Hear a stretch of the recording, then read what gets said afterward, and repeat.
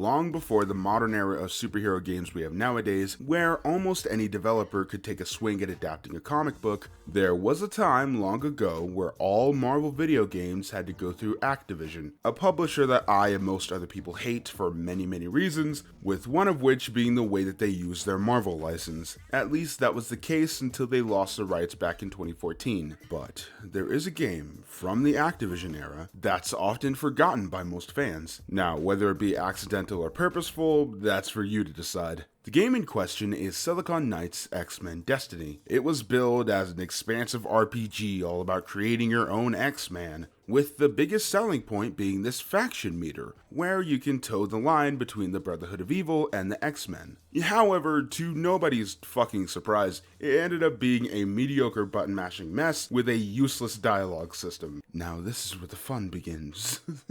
The game begins with a cutscene depicting the death of Charles Xavier at the hands of the villain Bastion, which results in the team disbanding. But it takes this new upcoming member to bring them all together again to fight the villain who caused them to disband in the first place. Boy, I guess you could call this game Post Malone because it's giving me some major fucking deja vu. The story was written by Mike Carey, who's worked on multiple X-Men books. But unfortunately, the campaign doesn't really use this to its advantage. While it isn't bad, it isn't good either. Its events are extremely run-of-the-mill. Once the X-Men are finally reunited, they discover that there's some mysterious group hunting all mutants, which forces the X-Men and Brotherhood to temporarily work together until they find out who it is, beat their ass, and then separate, setting up a sequel that never happened. If you were expecting anything more than that, then you'll be severely disappointed. It's X2! It's just fucking X2! The main villains that are revealed to be behind it all are Luis Reyes, an original character who's given the powers of Professor X through the use of his blood, and the supervillain Bastion, a character from the comics I know jack shit about, who showed up only once in a flashback at the beginning of the game. While I like the use of more obscure comic book characters, which gives us a more fleshed out world as opposed to just using the characters who showed up in the Fox X-Men films, I kind of wish that the main villain was original to this game just like the playable characters are. Especially since you hired an experienced X-Men writer for this title. If Carey was given more time, I really would have liked Luis Reyes to be this Thanos-like character, going from place to place collecting mutant powers and giving them to himself. I know that that's basically fucking Apocalypse, but it would have been fun either way. Regardless of what could have been, we ended up with a very standard X-Men story that uses a good old Sentinel as the final fight. Is it just me, or are Sentinels just overplayed by this point? It's just me? Alright. There's a lot of original ideas in this game that are pushed to the side and ignored. The biggest of which being the game's heavy implication that the playable character Amy is the child of Sunfire, which is a huge deal since he has ties to tons of other Japanese X-Men characters, and even the original Big Hero 6, go figure. Throughout the game, Amy tries to rationalize why her father would send her alone to another country, even at one point contemplating that this is a part of a bigger plan that her father has. Now, does this end up tying into the overall narrative? Does she even have an interesting conversation with Wolverine, seeing as she's related to his wife Mariko? This new pillar of X-Men lore is just used as more setup for a sequel that will never be made. Thanks, I hate it. Destiny is barely an RPG. No, not that one, I meant that one. I'm kidding, this is all scripted, it's still not funny though. The dialogue system does nothing. Stat progression is mostly linear, and there aren't even different endings outside of the faction alterations. The actual gameplay is basically God of War. But the thing that makes it unique is the ability to use what's called X genes. They alter what powers you have based off of famous characters to make up for the fact that you can't play as the other members of the team. You can endlessly mix and match powers,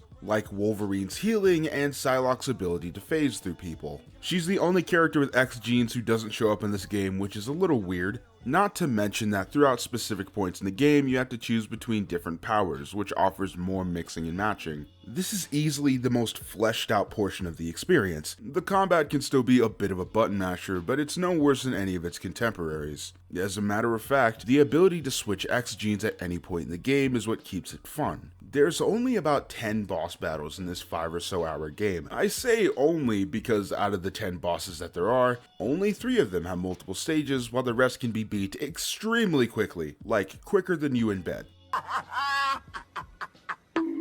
the best of which are Magneto and the Sentinel, because they're challenging and they're honestly just cool looking fights. There's also challenge arenas that consist of beating up a certain number of enemies in a certain amount of time, just to unlock more X genes, which is beyond disappointing. I would have loved for this game to have an open world or at least some cheat codes to keep the fun going after this really short campaign. The visuals are interesting, you know, when they work properly. It's going for this pseudo cell shading look that works alright, I guess. Its colors are just so drab at times that it doesn't always come across. The performance issues also don't help whatsoever. There's consistent frame rate drops during combat sections, which is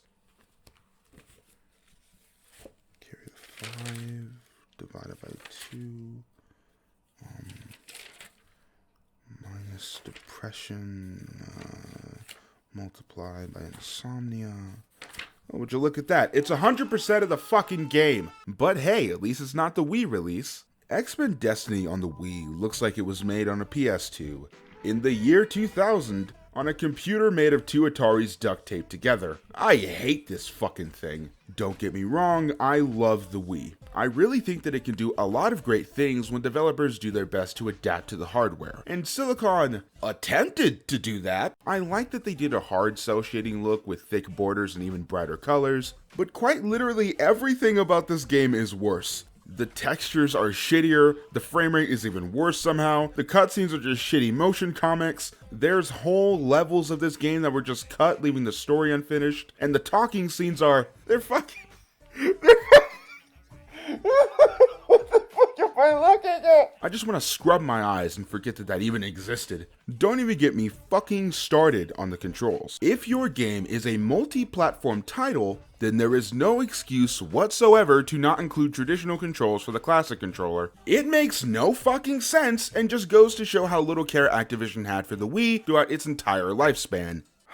My biggest problem with this game, outside of the existence of the Wii release, is actually the playable characters. It's not the characters themselves, nor is it the lack of character creation, although that is a big personal gripe that I have. It's their lack of agency. It doesn't matter who you play as, whether it be Grant, Amy, or the racist, they just blindly follow orders, drifting from one place to another with little to no personality or input. And even when you do make a decision, it feels like it was gonna happen that way regardless. The fact is, faction alignment alters very little, which is a pretty big deal breaker when the entire concept of the game revolves around this mechanic. If you do decide to work more with the Brotherhood, your character doesn't dynamically shift from one side to the other, they just immediately start spouting Magneto-level rhetoric about how mutants are superior to mankind. You've been a mutant for 12 hours, what the fuck are you talking about? Now let's compare this to Infamous, the series I believe Silicon Knights modeled this game after. In those games, while some moments are set in stone, what happens after them is entirely different depending on your corruption meter.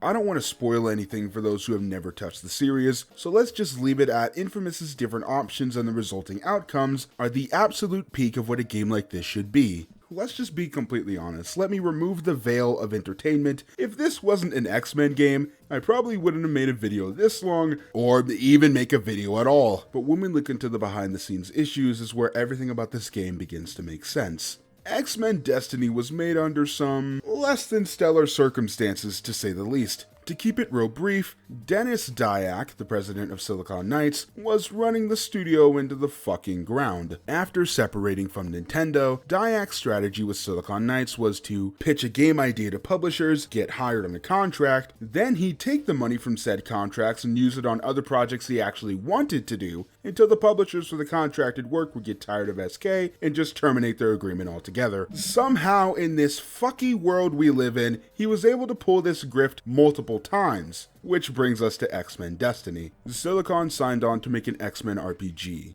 but like usual, Activision would get some scattered concept art and general ideas, while Dyack was spending Activision's money to develop a demo for Eternal Darkness 2. And this shit went on for 2 whole years. I read the original article in its entirety and I'm still dumbfounded how this was able to happen. Eventually, and rightly so, Activision got tired of being left on red, so they released a 55-second teaser trailer without Silicon Knights' knowledge, stating that the game would release on September 27, 2011, only 1 year later, and outright refused to delay it, which is simultaneously the most petty clapback I've ever seen, and also the dumbest business decision I've ever heard of. Activision made it very clear that they would release the game regardless of how complete it was, and stamped Silicon Knights' name all over it. This left SK with about a year to make a game they hadn't even started, under the leadership of a, at the very least, con artist. There's a whole lot of other stuff that the whistleblower revealed, but you can read the original Kotaku article for more info. Oh, and as a result of a lawsuit that Silicon started with Epic Games, X-Men Destiny was recalled right after launch, which resulted in the remaining copies being destroyed and the source code being deleted. Unsurprisingly, this was the last game to be developed by Silicon Knights before their closure in 2014. However, it was also the last mainline X-Men game to be released before Activision lost the Marvel rights, which was also in 2014, making this the most recent X-Men game in the past 10 years. Unless you count Deadpool. Do you really want to count Deadpool? I gotta say that, even after learning why this is such a botched job, X-Men Destiny isn't a bad game. I wouldn't even call it mediocre. It's just undercooked. It's got a great concept, good soundtrack, decent gameplay, and a great voice cast. When initially playing through the game, I had a fun time. It's only when I remember that Destiny part of the title and the fact that it's supposed to be an RPG where the enjoyment begins to fall apart. I subtitled this video The End of an Era because it really feels like one. Not only was it the end of Silicon Knights' scummy business practices being pulled by its president, but because it was, for the longest time, the end of the X-Men in gaming. It also marked the beginning of an even darker age for superhero games. Original games were out by this point, for the most part at least, and we were left with rushed movie licensed titles on consoles. And once those fizzled out, all we had was a never-ending stream of delisted mobile games. Nowadays, Marvel video games are in a far better place, including the X-Men with the recent announcement of Insomniac's Wolverine, smack dab in the middle of this video's production. So the concept of an X-Men RPG is still possible, and if it's ever revisited by a more respectable development studio, then I'd be there day one. An open-world action RPG with a branching dialogue system, infamous-like faction system, various powers to pick between, and multiple endings? Damn, that's the dream. But as is, I personally had a good time with X-Men Destiny, and an even better one learning why no one else did. I hope you all enjoyed this long and needlessly in-depth review of X-Men Destiny. If you did, and you want to see more videos on comic book games, then don't forget to like, subscribe, and all that jazz. I'll catch you guys next time. Later, kids. Have a good night. At its core, the game is about choice, is about making decisions, and it's a very new take on the superhero video game. What are we waiting for? We need to blast our way in, and we need to do it now. Raven, this could turn into a massacre. We can't go in without a plan. During the course of the game, the player will be making a number of choices, not only just how they customize their character,